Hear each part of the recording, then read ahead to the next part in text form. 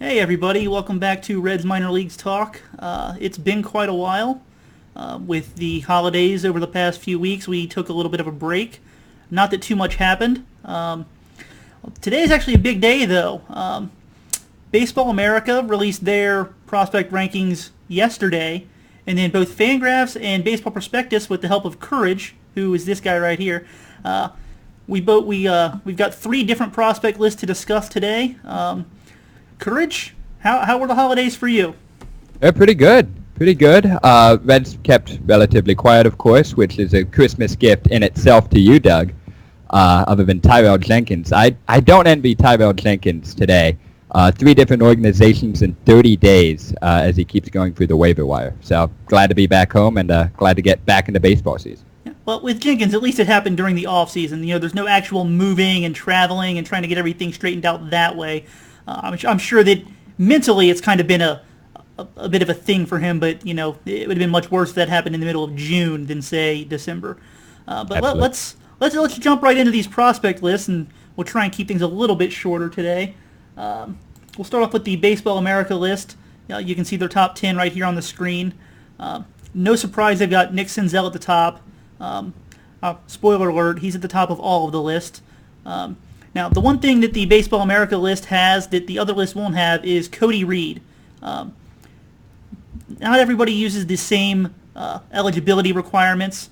Generally, everybody uses, being eligible for the Rookie of the Year the next season.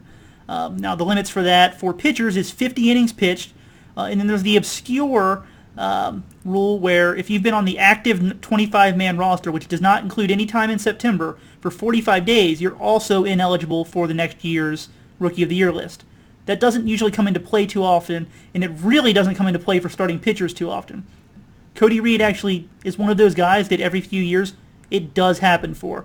That's why you'll see him on the Baseball America list. They use the 50 innings pitched only. It makes it much easier for them, I'm sure, rather than going through and counting up service time for everybody. That's why he's not on the list at my site. He's not going to be on the Baseball Prospectus list. He was not on the Fangraphs list, and he will not be on the MLB Pipeline list. So I just wanted to put that out there for people wondering, did Cody Reed fall off of all of these other lists? No, he did not. He's just not eligible based on the criteria that some places use. Now, Courage, I'm looking at the list here. Was there anybody that surprised you either being on the Baseball America top 10 or being off of their top 10? I think it's a pretty solid list overall, and J.J. Cooper's been at the head of it for the better part of a decade, so he's seen the system inside and out, has a pretty even keel to it. I am really optimistic here with Taylor Trammell. He's factored into the top half of these. Let's say we lost you there for a second, audio-wise, but... All right. Am I back? You are back, so... I am back, all right. And so will Taylor Trammell next year in his first full season of professional baseball. Hit about 300 in his rookie campaign at Billings, and Doug, he's factored into the top half of these prospect lists so far in the early goings. Very toolsy outfielder. Still need to see how he translates that athleticism, but I think number 5, a pretty good starting point for the 19-year-old outfielder. Yeah, I think that the biggest thing for me when I was writing up Trammell earlier this offseason was that, when he entered his senior year in high school, the baseball season, everybody considered him very raw. And as the high school season went on, the reports kept getting better and better and better, and he kept rising up draft boards. When the Reds drafted him, they sent him to Billings, which, generally speaking, that's a place for more advanced hitters, more advanced high school hitters, and then, your college players. Trammell got better each season or each month of the season while he was in Billings as well. So all year he just kept getting better and better and better and better. And I think that's really a good sign. And while you see him, as high as he is on some of these lists, obviously he's got the tools. But a lot of these guys have the tools. But the quick, dramatic improvement that he showed this year is much like we saw from Amir Garrett when he fully committed to baseball a few years ago. You always saw the tools. But the big progression that he made throughout the season was very impressive. And then Sal Romano getting a bump up. He's been in that teen section of prospect lists this time last year. Now number 8 on the Baseball America report. And this is one of my favorite players out of that Blue Wahoos team this year, Doug. A mid-90s fastball that he can carry deep into the games, brushing up against 97, 98. a good sweeping curveball. Fangraphs calls it a slider. Looks a little more like a curve. And a changeup that may grade out to fringe average in the future. But the biggest question and the biggest comp is here's a Jonathan Broxton-type reliever. He looks a lot more like a starting pitcher now than he did a year ago. And he could fit into the back end of that Reds rotation, assuming he gets a good Major League audition. They may put him in the pen to start his Major League career. Yeah, I agree with you. I think that if you're going to look at Sal Romano, you need to talk to somebody who saw him more in the second half when he took that step forward with his secondary stuff. If you're getting reports from Sal Romano from April or May this year, now granted, he's only 22 years old, so there's plenty of time for him to continue to develop. You're going to get very different reports if you're talking to somebody who saw him early in the season versus late in the season. And I think that when you get people saying he's more likely to be a reliever, they're probably reports from people who saw him earlier in the year before he took that step forward. And then Jesse Winker, number 6 on this list. And we'll get to where he is on the other list here in just a second. But I think there is a valid point. Looking ahead, you can do everything else right at the plate. Fantastic hitter, works walks like there's no tomorrow. You just have to hit more than 3 home runs a year. That's, I think, really the only thing holding him back. So if he can make a big splash in April and May, show us that there's nothing to worry about, then he's still the top 100 caliber prospect he's been the last few seasons. Yeah, I think that the power is really the only thing that's holding him back at this point. And personally, I'm of the belief that he's still got the power. He's just kind of dealt with those wrist issues in the past, season and a half, 2 seasons. It started out with the car wreck. That cost him the second half of 2014, and he was still recovering from that at parts of 2015. And then in the second half of 2015, he showed off plenty of power in Pensacola. And then this year he injured his wrist again and didn't really show that power while with AAA. I just think that there might be a little bit of an overreaction to the lack of power in the past year for Jesse Winker. I believe that he's still going to hit for 15 to 20, maybe even 25 home runs at his peak, especially if he's going to be in Great American Ballpark. I understand the multiple wrist injury concerns. But as far as I can see, there's no reason to believe that it's something that's going to be a long-term issue. If he suffers another wrist injury again this year, maybe we're starting to see a problem. But I think that right now maybe it's just a little bit more of an overreaction to the wrist injuries than anything else.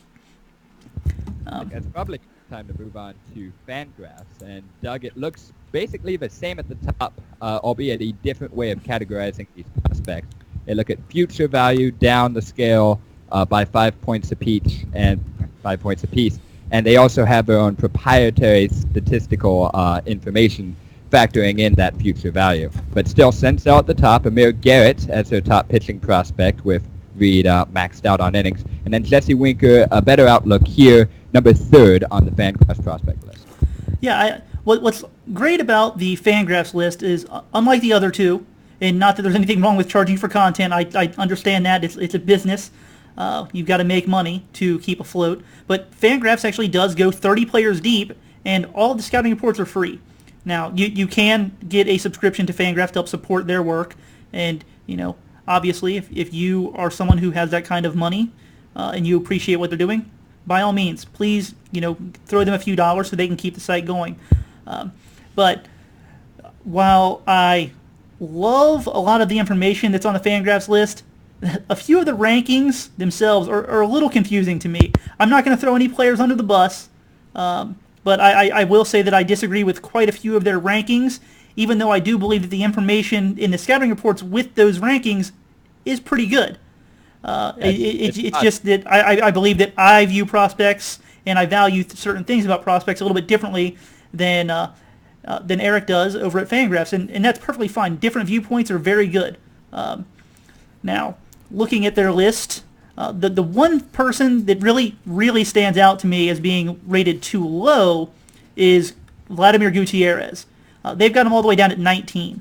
Now, I understand that he hasn't really pitched competitively in a few years, but the Reds paid a premium amount of money to sign him out of Cuba, and from all the scouting reports I've got, and even from the ones that they are talking about, he seems like he's a premium arm.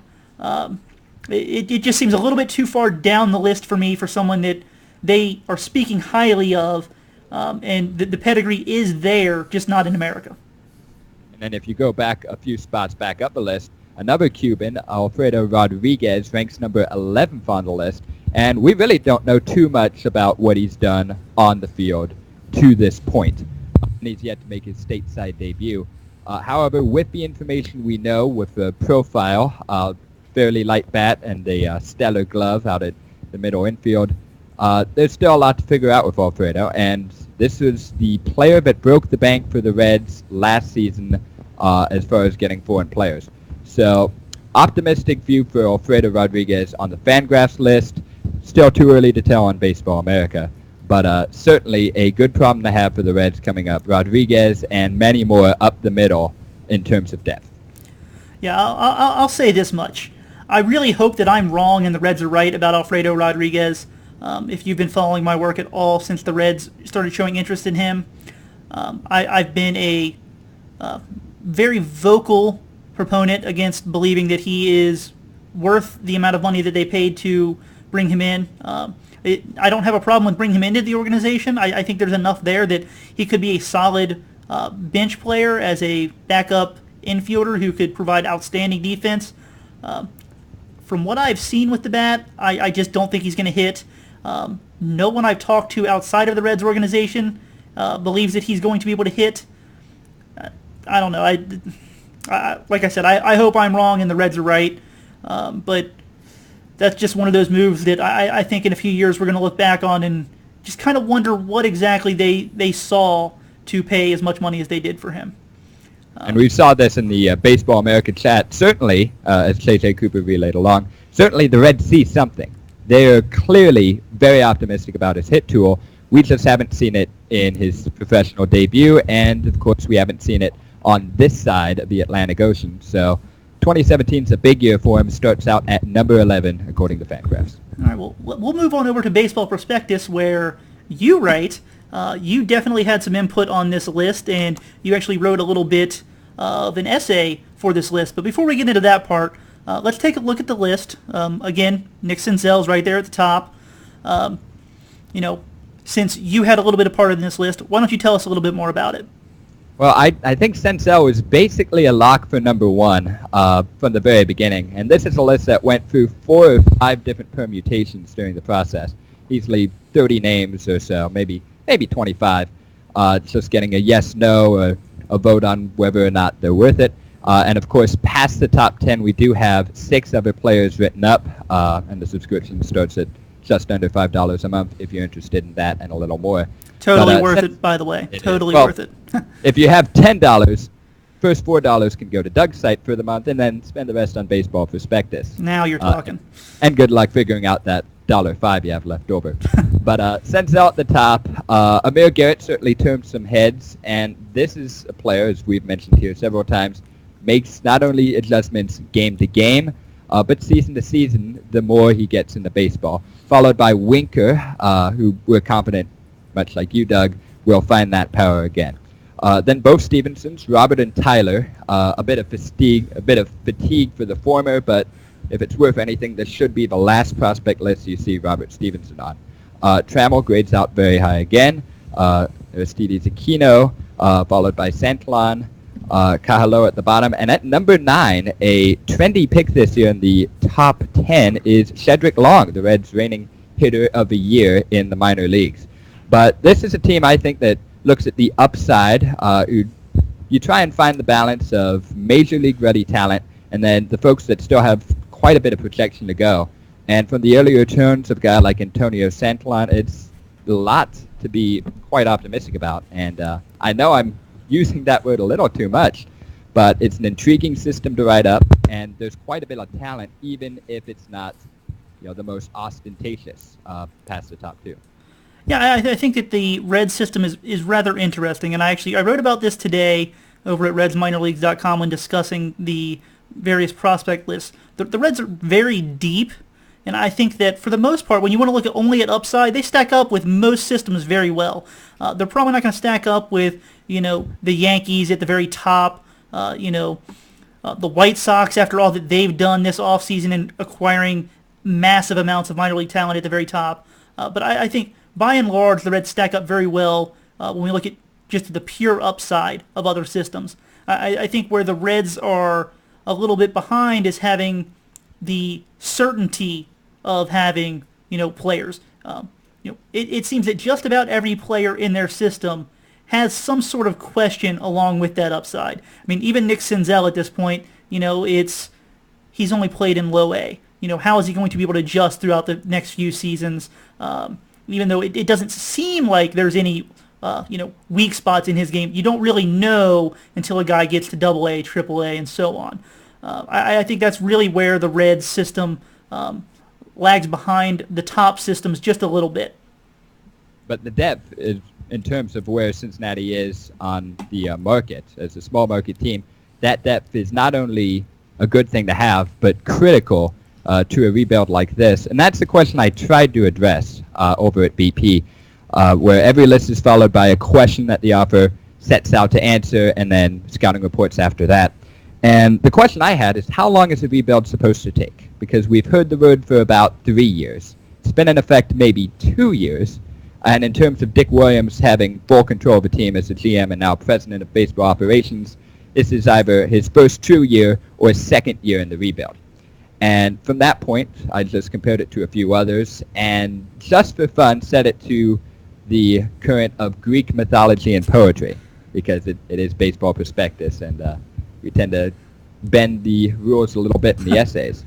But this is a good situation, I think, for the Reds. We haven't seen all of it, and I tried to be fair in this piece that Aroldis Chapman was moved at the very lowest point of his trade value, that Todd Frazier was kind of coming off a disappointing second half, an all-star, a home run derby champion. We won't forget that.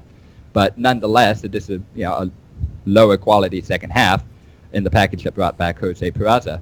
But I tried to quote from this 20th century Greek poem entitled Ithaca, and here's just a segment if you try and apply it. Lastrygonians and Cyclops, wild Poseidon, you won't encounter them unless you bring them along inside your soul, unless your soul sets them up in front of you.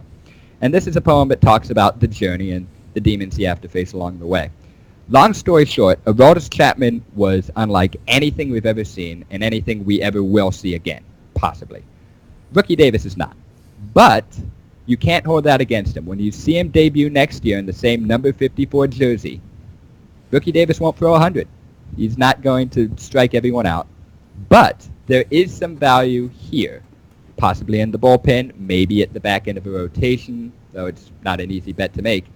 The key is, just looking at the players we've gotten, Anthony Desclafani has contributed to this team already. Eugenio Suarez already contributed. The top 2 picks on the board for the Reds all the way until they pick number 2 for the second year in a row.